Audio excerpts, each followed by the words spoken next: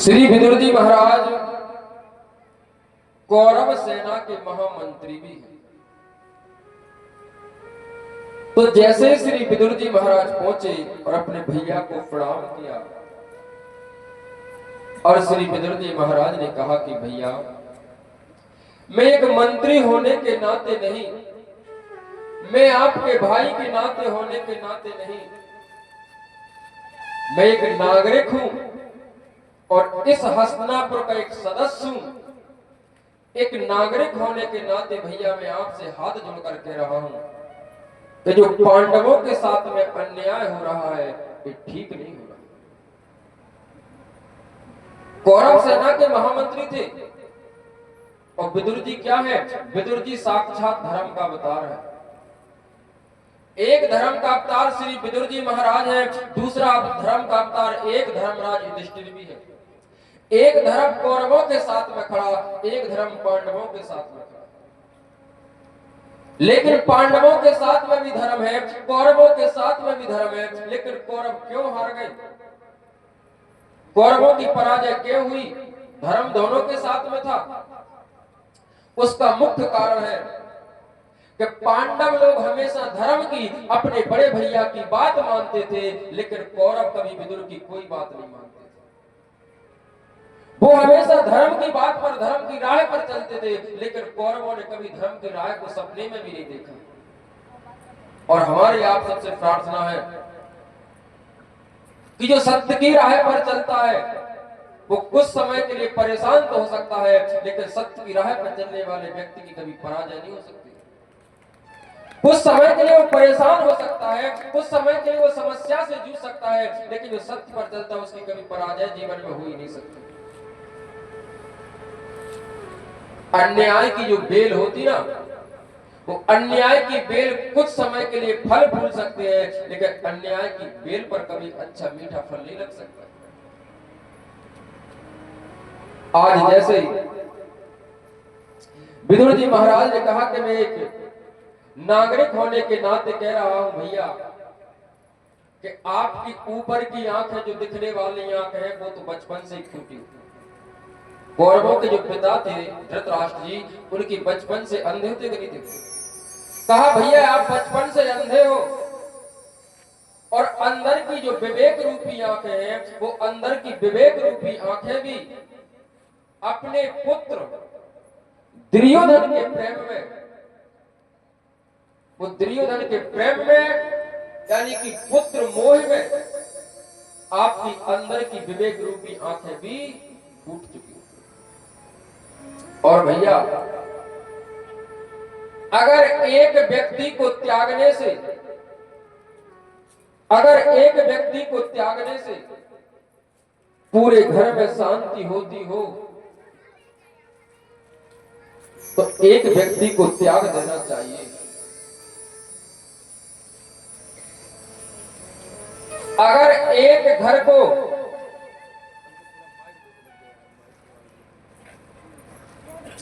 अगर एक घर को त्यागने से पूरे गांव में शांति होती हो, तो एक घर को त्याग देना चाहिए। और अगर एक गांव को त्यागने से, एक गांव को त्यागने से पूरे नगर की, प्रदेश की रक्षा होती हो, तो ऐसे गांव को भी त्याग देना चाहिए। एक विदुर नीति में कहा विदुर जी ने, जो इतनी सारी बात श्री विदुर जी ने बोली कि उसी समय दुर्योधन आया और दुर्योधन ने ये सारी बात को सुन ली। और दुर्योधन ने क्या कहा कि दुष्ट दासी के पुत्र, तू मेरे पिता को, दुर्योधन के शब्द देखिए कि दुष्ट दासी के पुत्र, तू मेरे पिता को मेरे प्रति भड़का रहा है। मेरी कृपा से तुझे मंत्री का पद मिला और तू ही मेरे पिता के लिए मेरे प्रति भड़का रहा है। जा, आज से मैंने तेरा मंत्री पद खाली किया, मैंने तुझे मंत्री पद से हटा दिया। ये किसने कहा? दुर्योधन ने। सामने बैठे बैठे श्री धृतराष्ट्र जी महाराज सबको सुन रहे। धृतराष्ट्र ने कुछ नहीं बोला। जब धृतराष्ट्र ने कुछ नहीं बोला, 1 मिनट हुए, 2 मिनट हुए, 5 मिनट हुए, 10 मिनट हुए, तो श्री विदुर जी महाराज ने अपना धनुष, अपना बाण लिया। अपना धनुष बाण लेकर के अपने बड़े भैया धृतराष्ट्र के चरणों में रखकर प्रणाम किया और मन ही मन में एक संकल्प ले लिया कि आज के बाद मैं कभी धनुष बाण को ही नहीं चलाऊंगा। ऐसा क्यों प्रण लिया? विचारे श्री विदुर जी महाराज विचार करते हैं कि इस दुर्योधन ने, दुष्ट दुर्योधन ने मुझे मंत्री पद से खाली किया, अपनी सेना से बाहर कर दिया। कहीं मेरे बड़े भैया धृतराष्ट्र को ऐसा ना लगे कि ये कौरव सेना में से निकल गया और मेरा छोटा भैया जाकर पांडव सेना में शामिल न हो जाए। तो विदुर जी ने उनके चरणों में धनुष बाण रखा और संकल्प ले लिया कि भैया आज के बाद मैं धनुष और बाण ही नहीं चलाऊंगा, आप अपने मन से शंका को खत्म कर दीजिए। और विदुर जी महाराज ने कहा कि मैं हस्तिनापुर को त्याग कर चला जाऊंगा। श्री विदुर जी महाराज ने ऐसा क्यों किया कि मैं हस्तिनापुर को त्याग कर चला जाऊंगा?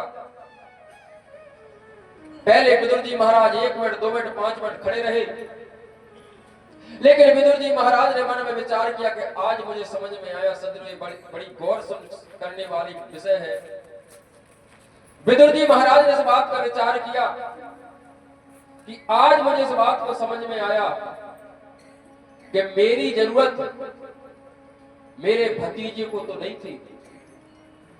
विदुर जी का भतीजा कौन है? दुर्योधन। वह विचार करते हैं कि मेरी जरूरत मेरे भैया को तो नहीं थी, भतीजे को तो नहीं थी, और मेरा भतीजा तो दुष्ट है, मूर्ख है, अज्ञानी है। लेकिन आज मुझे इस बात को समझ में आ गया कि मेरी जरूरत मेरे भैया को भी नहीं। अरे ये दुष्ट दुर्योधन मुझे गाली दे रहा था, तो कम से कम एक बार बड़े भैया इस बात को तो बोल सकते थे कि दुर्योधन वो आपके काका जी हैं और काका जी से ऐसा नहीं बोला जाता है। एक बार कम से कम बड़ा भैया ऐसा तो बोल सकता था। और बंधु, हमारे समाज में एक नीति होना चाहिए, अगर 2 बड़े बीच में बात कर रहे हो तो छोटे के बोलने का कोई अधिकार नहीं होता। अगर कभी भाई भाई लड़ रहे हो तो किसी भी भतीजे का एक हक नहीं बनता है कि किसी चाचा से कोई अशब्द बोले, कोई अपने काका जी से कोई अशब्द बोले। लेकिन आज दुर्योधन ने जब ऐसा बोला तो धृतराष्ट्र ने कुछ नहीं बोला, तो वो हस्तिनापुर को त्याग करके अपनी पत्नी विदुरानी को लेकर के हस्तिनापुर का राज्य त्यागा और हस्तिनापुर का राज्य त्याग करके वो कदली के वन में जाकर के अपनी पत्नी को लेकर के एक सुंदर पर्णकुटी बनाए और उसी पर्णकुटी में रह करके सीधे अपना एक ही काम, ओम नमो भगवते वासुदेवाय, भगवान हरि का नाम का जाप करने लगे। इधर सज्जनों, युद्ध की तैयारी, युद्ध की भूमिका हुई। तो भगवान क्या बनकर आए हस्तिनापुर में? द्वारकाधीश। क्या बनकर आए थे? शांति दूत। क्या बनकर आए थे? शांति दूत। भगवान हस्तिनापुर में शांति दूत बनकर जब आए, सज्जनों किस लिए आए थे? वो समझाने आए थे कि युद्ध ना हो। किस लिए आए थे? कि युद्ध ना हो। अच्छा, एक बात बताइए भैया जी, कि अगर भगवान शांति दूत बनकर आए और वो समझाने आए, अरे राम, अगर भगवान चाहते कि युद्ध ना हो तो भगवान को द्वारका से आने की कोई आवश्यकता नहीं थी। भगवान द्वारका में बैठे बैठे समझा देते, लेकिन भगवान खुद चाहते थे कि युद्ध हो जाए। अरे जिस समय भगवान राम ने बाली को मारा और बाली की पत्नी तारा रोते रोते बिलखते हुई आई, तो भगवान राम ने 1 मिनट में समझा दिया कि तारा तुम क्यों व्यर्थ में चिंता करती हो, आत्मा अमर है, शरीर नश्वर है, कौन किसका पति है, कौन किसका रिश्ता है। तारा चुप हो गई थी 1 मिनट में। तारा क्यों? कि वो राम जी तारा को समझाना चाहते थे, लेकिन कन्हैया द्वारकाधीश को मन में खुद इच्छा थी, हुई है वही जो राम रुचि रखा। आज भगवान स्वयं द्वारकाधीश बनकर, शांति दूत बनकर आए। सारी दुल्हन पूरी हस्तिनापुर दुल्हन की तरह सजा हुआ है। सारे हस्तिनापुर में चहल पहले, सभी हस्तिनापुर वासी खुशी है कि आज द्वारकाधीश शांति दूत बनकर आ रहे, आज द्वारकाधीश शांति दूत बनकर आ रहे। पूरी हस्तिनापुर दुल्हन की तरह सजी हुई है। धीरे धीरे कानों कानों कानों तक खबर फैली और उधर विदुर विदुरानी तक भी खबर पहुंच गई कि आज द्वारकाधीश हस्तिनापुर में शांति दूत बनकर आए। श्री विदुर जी महाराज ने अपनी पत्नी विदुरानी से कहा कि देखो आज हस्तिनापुर का कितना बड़ा सौभाग्य है। आज हस्तिनापुर में द्वारकाधीश शांति दूत बनकर पधार रहे हैं। तो बेचारी विदुरानी ने हाथ जोड़कर कहा कि प्रभु, आप मंत्री तो हो नहीं कि आप मंच पे जाकर द्वारकाधीश से मिल सको, और आप तो हस्तिनापुर में भी नहीं हो कि आप द्वारकाधीश के दर्शन कर सको। तो बेचारे विदुर जी महाराज ने कहा कि बाबरी, कोई बात नहीं, अपन भीड़ में जाकर के कहीं भी खड़े हो जाएंगे, कम से कम कहीं ना कहीं से एक नजर एक झलक तो गोविंद के ऊपर अपनी पड़ ही जाएगी, गोविंद के अपने ऊपर पड़ जाएगी, लेकिन द्वार हस्तिनापुर तो जरूर जाएंगे भगवान के दर्शन करने।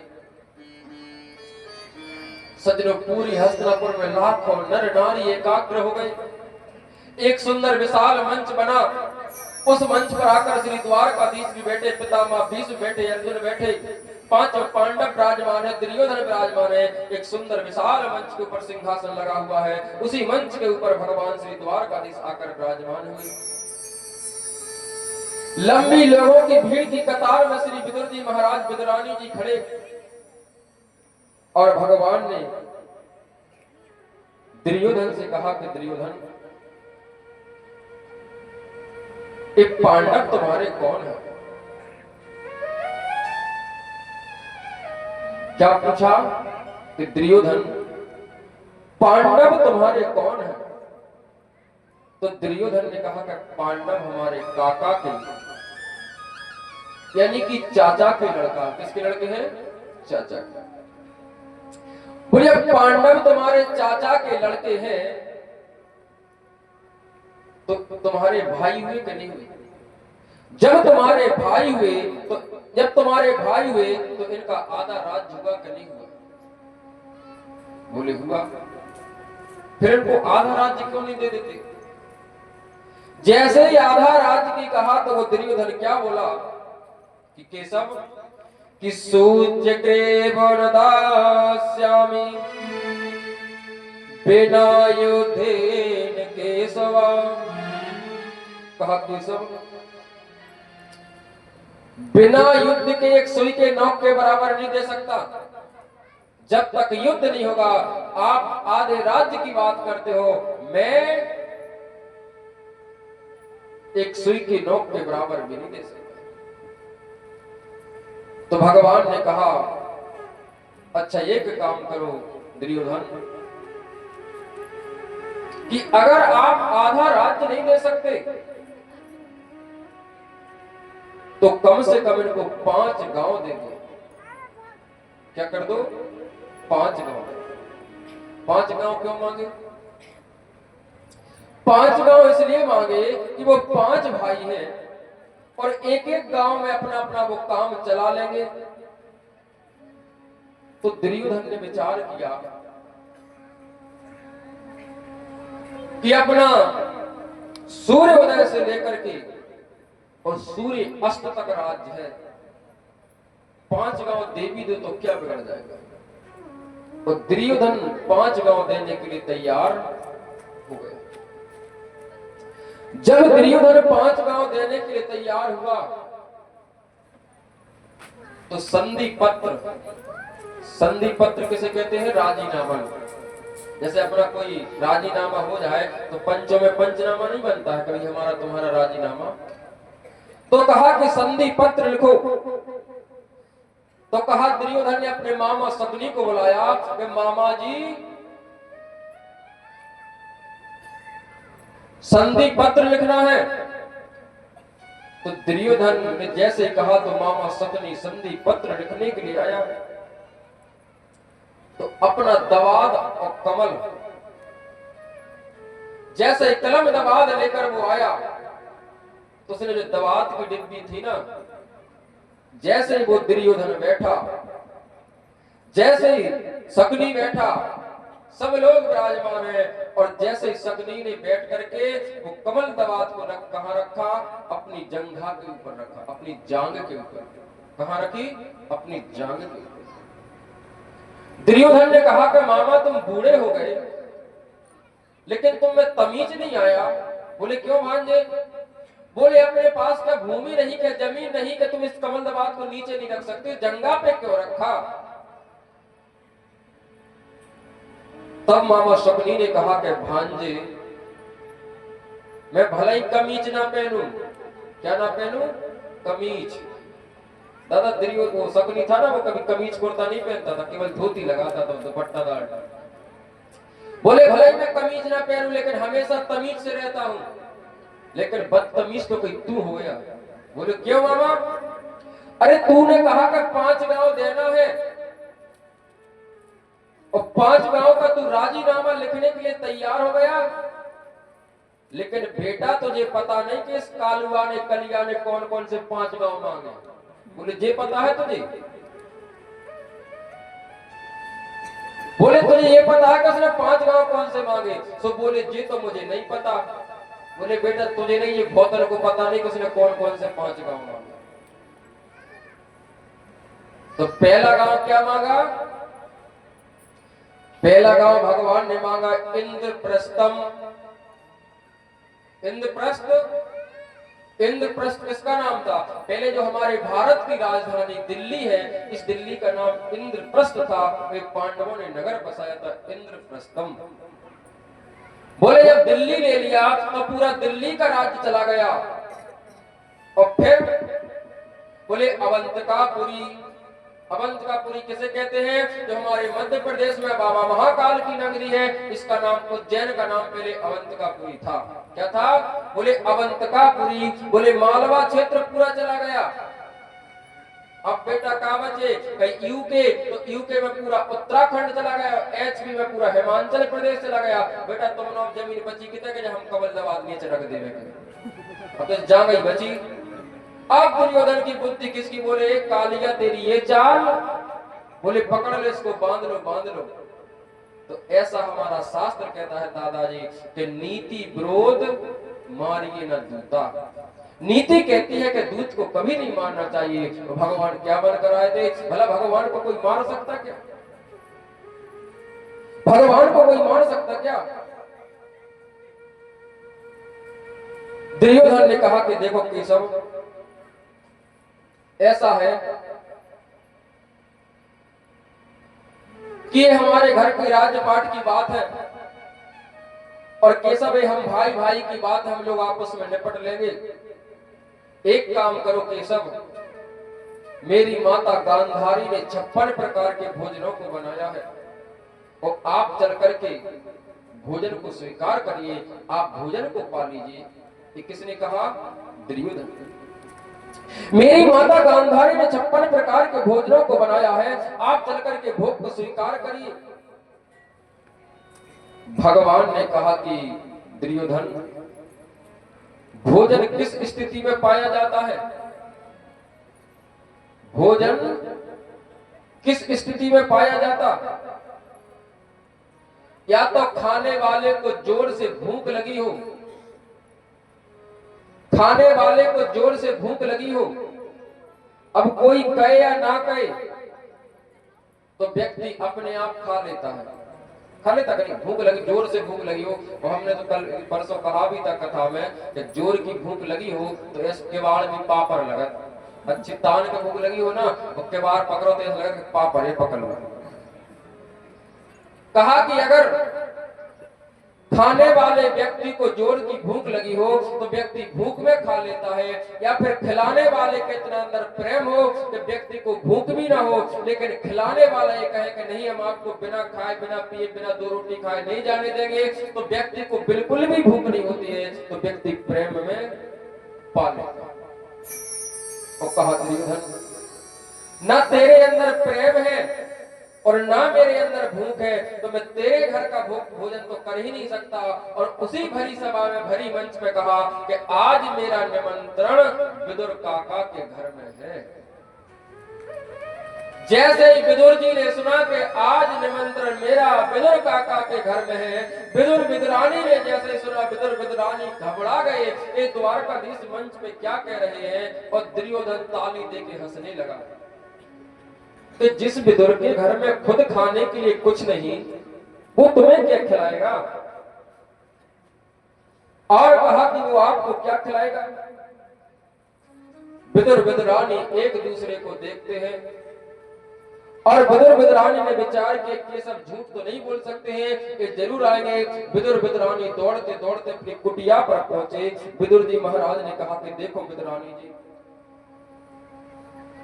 अपने घर में वैसे कुछ तो है नहीं, मैं बाजार में जा रहा हूं, कुछ मेवा मिष्ठान कुछ मीठा लेकर आऊंगा। तब तक आप एक काम करना कि भगवान अगर आ जाए ना, तो सुंदर कुटिया को तुम साफ कर लो, परण कुटी में चौक डाल लो, परण कुटी में सुंदर आप लीप लो। और जैसे विदुर जी ने ऐसा कहा तो विदुरानी ने गाय के गोबर को लेकर के सुंदर कुटिया को लीपा, सुंदर रंगोली को बनाया। फिर विदुरानी ने विचार किया कि मैं स्नान और कर लूं। श्री विदुरानी जी बेचारी स्नान करने गई। जैसे श्री विदुरानी जी स्नान करने गई और विदुरानी जब स्नान करने गई तो पीछे से गोविंद आ गया। जैसे प्रभु गोविंद आए और गोविंद ने कुंदी को खटखटाया और कुंदी को खटखटाकर कहा, काकी काकी दरवाजा खोलो, काकी दरवाजा खोलो, मैं आ गया हूं। काकी स्नान कर रही थी सज्जनों। काकी को इस बात को होश नहीं रहा कि मैं निर्वस्त्र हूं, कि मेरे वस्त्र गीले हैं। और बेचारी काकी दौड़ती दरवाजे पर पहुंची और काकी ने दरवाजे को खोला। जैसे ही काकी ने दरवाजे को खोला और द्वारकाधीश दरवाजे पर खड़े, जैसे प्रभु श्री द्वारकाधीश दरवाजे पर खड़े, काकी ने हाथ पकड़ा और हाथ पकड़ करके अंदर ले आई। जैसे कुटिया में अंदर लेकर आई, जैसे अंदर वो लेकर आई, बैठने के लिए एक चौकी पटा सारोट को देखा और सारोट को बिछाया। गोविंद सारोट के ऊपर बैठ गए और जैसे प्रभु द्वारकाधीश सारोट के ऊपर बैठे तो काकी ने कहा कि प्रभु ये जगह ठीक नहीं है, जरा आप उठिए, मैं आपको दूसरी जगह बैठाती हूँ। भगवान खड़े हो गए, फिर दूसरी जगह चौकी सारोट को बिछाया। कहा ये भी जगह ठीक नहीं है। बोले ये भी जगह ठीक नहीं है। बोले ये भी जगह ठीक नहीं है। जैसे कहा ये जगह ठीक नहीं, भगवान खड़े हो जाते, दूसरी जगह चौकी को बिठाया। भगवान दूसरी जगह जब बैठे और काकी ने कहा कि ये भी जगह ठीक नहीं है, भगवान दूसरी जगह से उठकर खड़े हो जाते हैं। जैसे ही काकी ने तीसरी जगह बिछाया, कहा ये भी जगह ठीक नहीं है, तो काकी बार बार भगवान को उठाती, बार बार बिठाती, भगवान उठते बैठते। काकी ने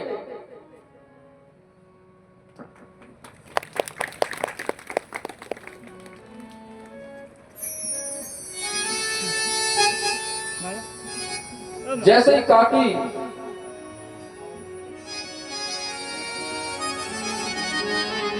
कई जगह सारोट को बिठाया, काकी गोविंद का हाथ पकड़े, कहीं एक जगह बिठाया, दो जगह बिठाया, तीन जगह बिठाया, कई जगह बिठाया, उठाया बैठाया, पूरी कुटिया में काकी ने चक्कर लगा दिए और भगवान काकी के पीछे पीछे पीछे चल रहे।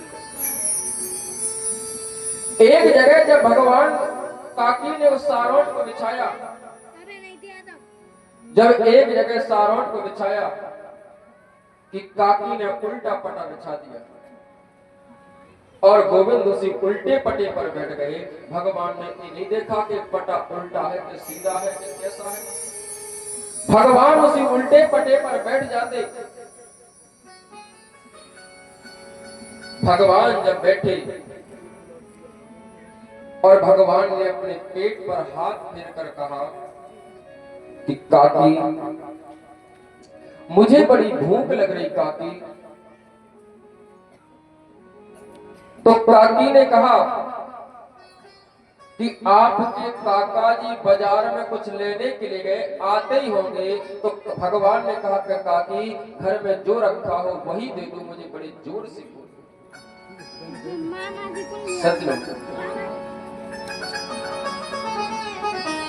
क्या भगवान को कभी भूख लग सकती? आप विचार करिए। आज भगवान स्वयं कह रहे कि काकी, मुझे भूख लग रही, कुछ खाने के लिए दे दो। सजनो, काकी ने कहा कि काका जी बाजार गए, कुछ लेकर आते होंगे। बस प्रभु, भगवान ने कहा कि जो भी घर में रखा हुआ दे दो। सजनो,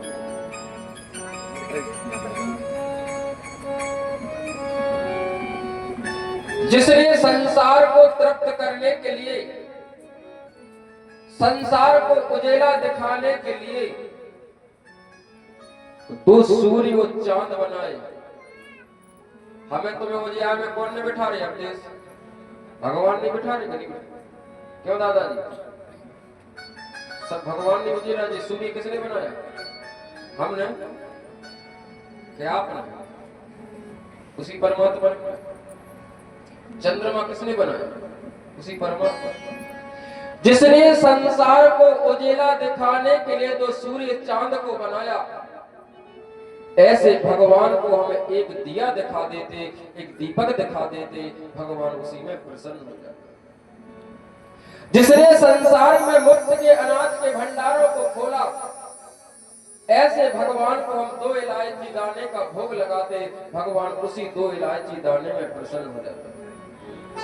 जिसने संसार को तृप्त, जीवात्मा को तृप्त करने के लिए गंगा, यमुना, नर्मदा, सिंधु, कावेरी, बुधने, बेतवा जैसी नदियों को बनाया, अलकनंदा, गोमती जैसी नदी को बनाया, ऐसे भगवान को एक लोटा जल चढ़ा दो, भगवान उसी में प्रसन्न हो जाते। क्या भगवान सिर्फ तुम्हारे एक लोटा जल का प्यासा बैठा क्या?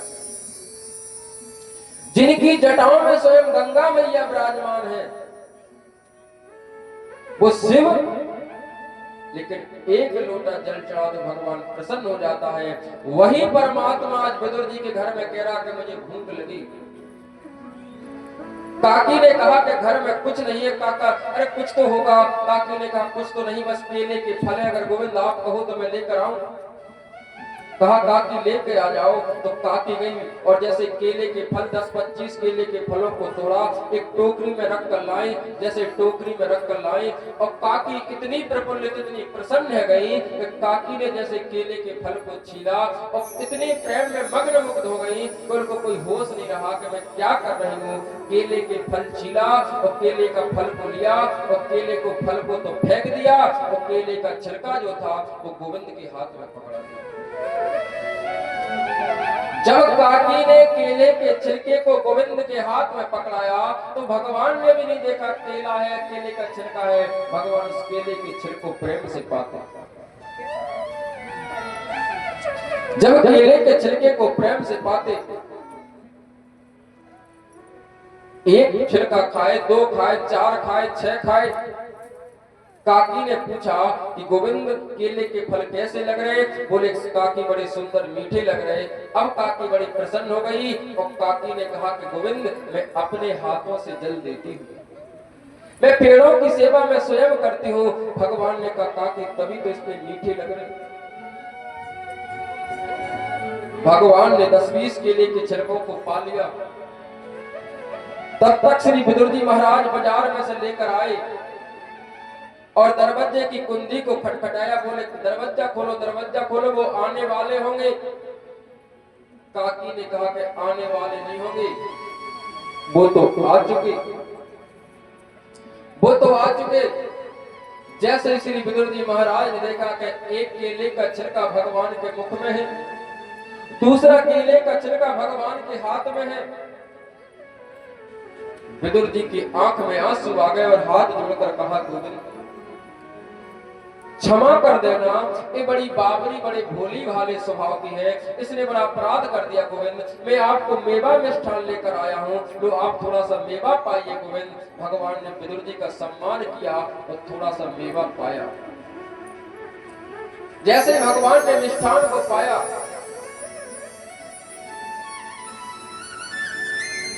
श्री विदुर जी महाराज ने जब मिष्ठान को दिया, भगवान ने पाया, गोविंद ने कहा कि काका जी मुझे क्षमा कर देना, काका मुझे बुरा मत मानना। भगवान ने कहा कि काका जी, जो आनंद, जो स्वाद केले के छिलकों में आ रहा था काका जी, वो आनंद, वो स्वाद आपके इस मेवा मिष्ठान में नहीं आ रहा। वो आनंद, वो स्वाद आपके इस मिष्ठान में नहीं आ रहा है। और भगवान ने काका से क्या कहा कि भाव का मैं भूखा हूं और भाव ही एक सार है। भाव का मैं भूखा हूं, भाव ही एक सार है। भाव सो जो मुझको भसता, भव से भेड़ा पार। सज्जनों, भगवान से पूछा कि प्रभु आपको कहां कहां स्वाद में आनंद आया। तब प्रभु ने स्पष्ट शब्दों से कहा कि विदुर जी महाराज, त्रेता में के सबरी के घर में जो बेरों में स्वाद आया, त्रेता में जो सबरी के घर बेरों में स्वाद आया, तो पूरे राम अवतार में कहीं नहीं लिया। और जो द्वापुर में काकी के छिलकों में आनंद आया, तो पूरे द्वापुर में कहीं आनंद। भगवान को तो 24 घंटा 56 प्रकार के भोग लगते, लेकिन भगवान ने कहा कि जो सबरी और विदुरानी के छिलकों में आनंद आया, तो वो आनंद कहीं नहीं आया। इसलिए संतों ने क्या कहा कि सबसे ऊंची प्रेम हो सगाई, और ऊंची प्रेम सगाई,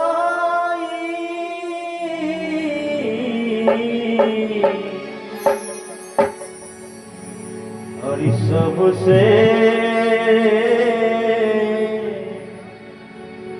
ऊंची प्रेम सगाई, सबसे ऊंची प्रेम सगाई।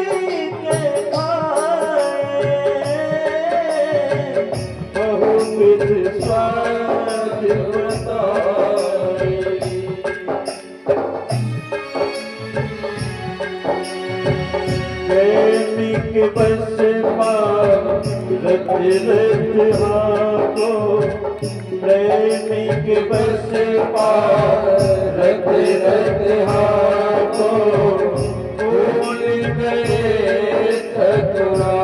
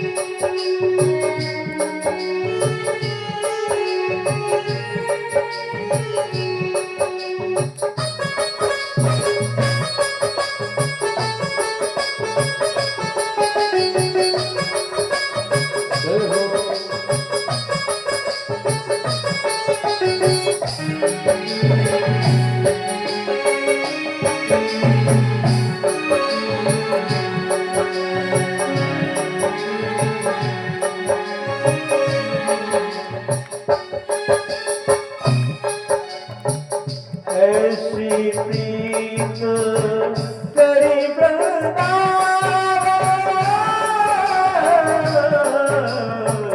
गोकुल नाच बजाए। ऐसी प्रीत करी वृंदावन, गोकुल नाच बजाए।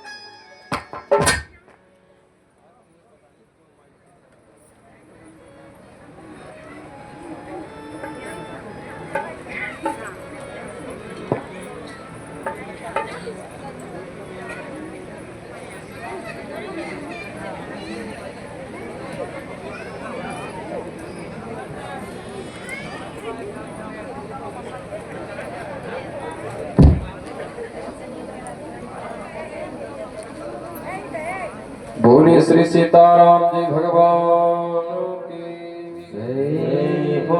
भागवत महापुराण की जय हो।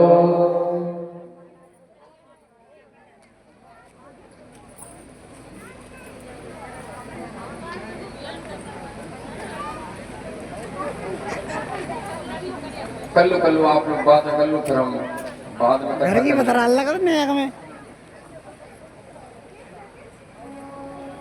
बोले श्री वृंदावन बिहारी लाल की जय हो। बातें आप लोग बड़े प्रेम से करें, लेकिन कोई भगवान की जयकारा खुद नहीं लगाते।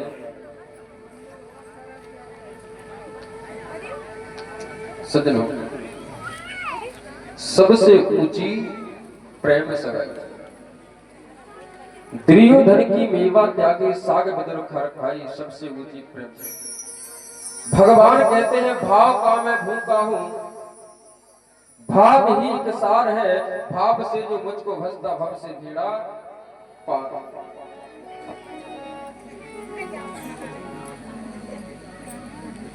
आज जैसे कहा कि भव से भीड़ा पार है, आचार्य श्री सुखदेव स्वामी ने कहा कि भगवान ना तो जाति बिरादरी से मिलते और ना भगवान धन दौलत से मिलते, भगवान किसको मिलते कि जात पात पूछे नहीं कोई, हरि को भजय हरि को होय। जात पात पूछे नहीं कोई, हरि को भजय हरि को होय। बात पूछे नहीं कोई, हरि को भजय हरि को होय। जात पात पूछे नहीं कोई, हरि को भजय हरि को होय। जात पात पूछे नहीं कोई, हरि को भजय हरि को होई। भगवान जाति बिरादरी को नहीं देखते, भगवान सुंदरता को नहीं देखते, भगवान जवानी को नहीं देखते, भगवान बचपना को नहीं देखते, भगवान बुढ़ापे को नहीं देखते, भगवान आपके मन को देखते कि आपका मन कैसा है। सज्जनों, अगर भगवान धन दौलत से मिलते होते तो औड़ी गांव से ज्यादा लोग पैसे वाले कहां आपके पिछोर खड़िया थाना में रहते कि नहीं रहते? औड़ी से ज्यादा पैसे वाले लोग तो खड़िया थाना पिछोर में रहते ही होंगे, रहते कि नहीं रहते? तो फिर पिछोर वाले हमारा तुम्हारा फिर नंबर नहीं लगने देते। और अगर भगवान पैसे से मिलता होता तो पिछोर खनिया थाना से ज्यादा पैसे वाले लोग शिवपुरी झांसी में रहते होंगे, क्या वो झांसी शिवपुरी वाले फिर पिछोर में नंबर लगने देते? अगर भगवान पैसे से मिलता होता तो शिवपुरी से ज्यादा पैसे वाले लोग ग्वालियर इंदौर में भी रहते हैं, क्या वो इंदौर ग्वालियर के लोग आने देते? और अगर भगवान पैसे से मिलता होता तो माया की नगरी बंबई में कोई पैसों की कमी है कि भगवान हमारे तुम्हारा तो कभी जीवन में नंबर ही नहीं लगता। सज्जनों,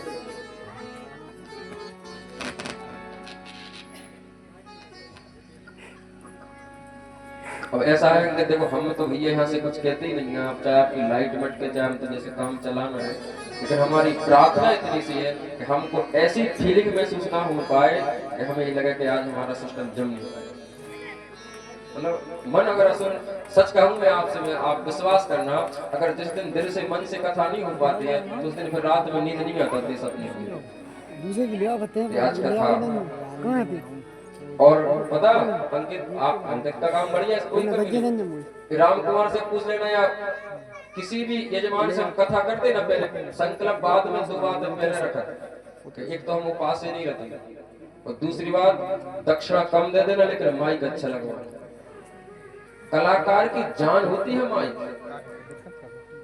या अनूप जलोटा भी आ जाए तो बेचारे अब, और रविंद्र जैन भी आ जाए, कोई भी है आकर बैठ जावे और माइक उसके मतलब का ना हो गए तो सब चौपट। बोले वृंदावन बिहारी लाल की जय हो।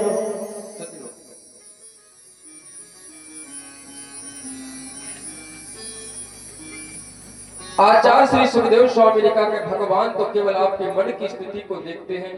भगवान ने सृष्टि बनाई। एक बार भगवान परब्रह्म ने विचार किया कि मैं एक से अनेक हो जाऊं, मैं एक से अनेक हो जाऊं।